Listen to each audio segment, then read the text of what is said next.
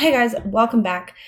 We are here to talk about the books that I plan to read this fall. However, I did want to go ahead and kind of update you a little bit about what's been going on because I feel like I'm incredibly behind. I have been pretty consistent throughout this year with videos, and so I don't know what it is, but I'm feeling really bad that this month I have really dwindled. And I think this comes from because when we got back from our vacation to California, I did upload my June reading wrap up, but I had filmed that right before we went to vacation. And then I had a couple other videos that I was working on, but because of the software that I have been using, it messed up. One of the videos was lagging really badly that I could not post it in good conscience. Then also the sound had completely gotten messed up. I don't know what's going on with that. So it's incredibly frustrating. And I feel like that just put a damper on things. And so I've just been kind of like, fine, whatever, I give up. And then I was also working on some other projects that I really wanted to do, like some DIY stuff. Like this is actually one of them that I did. Sorry, it's really loud and jingly. Actually, I'm slowly getting back into things. I did actually film a haul video, so that is in the works of getting edited. I also was filming a end of summer vlog because I wasn't really reading. I got really stuck reading, and I feel like that was kind of weighing on me. And then I didn't have anything to kind of talk about in videos. And I don't know why, but it got to me this past month. And I was just like in a weird rut. So I was like, well, let's film a vlog of like other things that I'm doing, like a bunch of DIY stuff and a thrift haul. And I haven't decided whether or not I'm going to actually finish editing that and posting that. But yeah, again, I just felt like I needed to kind of give some sort of like, here's what's been going on. And this past month, like I said, I was in a rut and it just really kind of derailed me. But school is about to start in 2 days. The kids are home for 2 more days and then they're off to school. So we're going to get things back on track, like a regular routine and schedule, which I'm actually really incredibly happy about. It has been really nice and relaxing, like a really full vacation just to kind of indulge and do whatever we want. Also, as I said, they're still home. So my son is actually in the other room talking to his friend on a game. So I apologize if you overhear him talking to his friend. I have been reading 116 books to fit certain prompts for my library reading challenge. I'm getting very close to being done. I have I think I did a last count today. I have like 23 books left. I was doing reading challenge videos. I just feel like I just want to pick which ones I want to read right now instead of leaving it to the luck of the draw. I also have another video that I want to do where I deviate from that and just do read it or haul it. And then I have some other things that I am trying to finish reading as well. So let's go ahead and start with things I'm already currently reading. And that would be Empire Storms and Tower of Dawn. I'm doing the tandem read. For this. This is the 4th and 5th book out of 7 books. So I'm kind of reading these in conjunction. I haven't gotten that far. I was doing a vlog of my reading experience with this as well. So there's that. In my planner, I actually created this tracker. And if you would like me to share it with you, I don't mind. Just let me know that you would like it and we can work it out because I created it on Canva. And it is the Throne of Glass reading guide. So I know there's 2 different orders you could read the books, but I put the order Throne of Glass, Crown of Midnight, Assassin's Blade, Heir of Fire, Queen of Shadows, Empire of Storms, Tower of Dawn, and then Kingdom of Ash. But the biggest part is the tandem reading, which goes chapter by chapter. And let me see if I can get it in the frame correctly. And it looks like that. And so I sized it down to fit in my planner also. So like I said, if that's something that you're interested in, you can go ahead and email me or probably leave me a message in the description box. And then I think I can just email it to you. I don't know. I've never shared a document like that before, but we can figure it out. So there's that. So then, of course, to finish up that series, I will move on to Kingdom of Ash. Now, the other girls who I'm doing the whole Sarah J. Maas reading with, some of them are starting all over and reading from the beginning. I'm considering following up this series with rereading all the other books, all the ACOTAR books, and then all of the Crescent City books, because I did get this book when it came out and I haven't read it yet. But that way I will literally have read all the books in publication order up until the very last book. So I'm considering doing that. Obviously, I'm not rushing through to do that this year, but that's just maybe kind of the Sarah J. Maas reading plan going forth. All right, so moving on to books for the reading challenge. So I have like my list in here and I've been jumping all over the place and it's kind of driving me crazy. So I'm kind of thinking of just going from top to bottom and finding the prompts that I haven't read for. So when I mean reading for fall, I mean August, September, October. I know it's like going to seem like a ton of books, but it's like for the whole season. Right now, for my brain capacity, I want to just lay out all the books that I plan to read and kind of work them in and maybe even find audiobooks too. That's what we're going to end up doing for the rest of this challenge, is starting at 1 and going through. My intentions are already a little bit thwarted, but that's okay. Prompt number 1 is to read a book starting with the letter M. And I actually have 2 for this. I have Mirage by Soumya Dodd. I received in a book subscription box. It's signed copy and everything. And I have yet to read it. I've had it forever.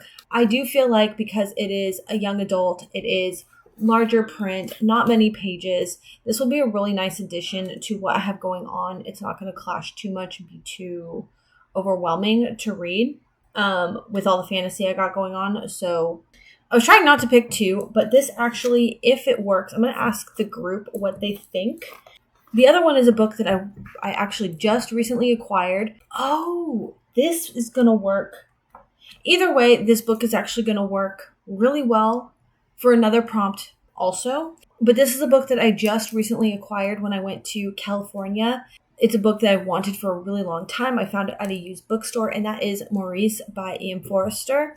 And actually, the next prompt I need to read for is to read a book that it's an award winner. And this apparently was actually published posthumously. It didn't itself win any awards, but it inspired an award. And I kind of want to count it, but I'm going to ask the group what they think. But here's what it says. The Forster Award was set up by Christopher Isherwood and the American Academy of Arts and Letters with royalties from Forster's novel Maurice. Honoring Forster's wishes, Isherwood oversaw the posthumous publication of Maurice in 1971. And Ian Forster, I keep saying Forster Award was founded the following year. So, no, I don't think it actually would count. However, it does count as a book that has a name in the title. Either way, I'm putting it on the list for fall. And it's actually quite small too. Okay, number 8 is to read an award winner. For this, I have Olive Kitteridge by Elizabeth Strout. This was actually one I was considering taking with me on vacation. I ended up not taking it, but I decided to go ahead and start reading a little bit of it. And I read like the first 30 pages and it's actually incredible. I think that me and this book are going to get along really well, despite it being kind of a little bit out of my comfort zone. But the writing is already so like addictive. The next one is a book that has books on the cover. For that, I have The 13th Tale. This actually fits for quite a few prompts within this, but I wanted to read it for books on the cover. This is quite a large book, but I've heard incredible things about it. I'm very excited to read this. And another one that I actually started last night, and this will also work for a prompt for books written in the 90s. I don't think I read anything for that yet. Let me just double check. Losing my prompts. This is why I wanted to just go ahead and start going down the list. Number 41, a book published in the 90s. But I kind of already started it last night because I just love... I have these really big books that I don't like to hold while I'm trying to go to sleep in bed. Like, they're just so big and bulky. I can't hold them while I'm in bed, while I'm reading in bed. So I wanted a small mass market paperback to curl up with while I'm in bed. So I ended up starting this book. I made it 26 pages so far, and so far I'm really enjoying it. And then here is another book I started. It's actually 3 books in one. This book and me are not getting along. This actually could fit for 3 different prompts also, if I can manage to get through it. And that is 1Q84 by Haruki Murakami. I think I'm getting there. I think my mental capacity is getting there. But when I started reading it a couple weeks ago, I was just like, I can't. It's literally driving me into a reading block. So I had to set it aside. Mentally, I just had to put it aside and be like, it's okay if I don't read it. But I kind of want to go back to it, and maybe in the next 3 months I can get through it. This is also a pick for the Game of Tomes reading. They are giving themselves 2 months to read through this book and talk about it. But yeah, I knew going into this book that Murakami, the way he talks about women is really bad. But I'm also from a little bit older generation, and I feel like our sensitivity level is different. And I was like, I'm sure it won't be that big of a deal, or I'll just be able to read beyond it. I know what to expect. It is so much worse than expected. It verges on creepy and boring, to be honest.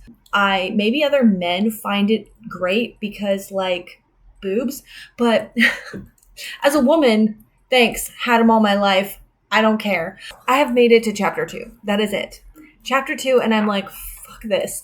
But we are talking about, so this follows 2 different character perspectives. Aomame and I forgot the guy's name. Aomame is our female character, and he goes in to explain like the kind of person that she is. She has a really cool, unique name that in Japanese it means green bean. Our character doesn't like, I don't know, I think it's kind of quirky and cute. Anyway, so they go to talk about like what she's like. They're like, oh yeah, she likes a lot of stuff. And then they go on forever and ever and ever and ever and ever about the details and description of her breasts and nipples. It's even worse than I expected. I'm hoping though, when I get into it, I can just maybe hopefully kind of skim through that. I hear that is quite frequent throughout the book, but also the book has a lot more to say about this really unique world that he has built. I do want to have read this book. The prompts that this would fit is a book with a number in the title, and then one of them takes place in the summer, and one of them takes place in the winter. So this actually takes place during the whole year. And so we have different seasons in these books. And I want to say it's book 1 takes place from April to June. Book 2 takes place from July to September. So that would be the summer book. Book 3 takes place between October to December. So the winter months. So that would fulfill 3 different prompts if I can read this. So I really, really want to. And then moving on, I want to do like a read it or unhaul it shelf challenge. So I kind of want to show you guys how messy my shelves are. All right, I'm going to give you a mini tour of my shelves and just show you how, look at all the extra books I have stacked on top. Stacked in front of that don't fit. Okay, there's another shelf with the books are just not fitting anymore. Those are books I have pulled out right now, but there's usually something there. Okay, we have that stack. And over here, all of these books, these are all books that go fit the prompts for the reading challenge. Those books. Okay? Like, it is ridiculous. This is the shelf that I want to work on. This is all my young adult fantasy, and there's quite a few books on this shelf that I feel like I might not even really like Becoming Jin, Beloved Wild. I don't even know. So I want to do a read it or unhaul it. Not only do I think that it's going to be very productive to kind of tackle some of these books and clean up my shelves a little bit, give myself some more space, but I think it's going to be a really fun time. I'm so excited. I just want to put everything on hold and do it now. But I'm going to plan when I actually have the time, I think in a couple weeks. All right, we're going to add one more book to this pile. I swear to goodness, if I don't finish this book by the end of the year, shame on me. But that is The Toll by Neil Shusterman. I've been talking about reading this book since the beginning of the year. We are now 7 months into the year, and I haven't read it yet. So that's going to go on the pile too. It's going to sit there till it gets read. All right, so a quick recap. We are going to try to read Tower of Dawn, Empire of Storms, Kingdom of Ash, The Toll, 1Q84, The 13th Tale, Mirage, Olive Kitteridge, Maurice, and lastly, Neverwhere. Thank you all so much for watching, and let me know what you guys are planning on reading this fall. And we'll see you soon. Bye.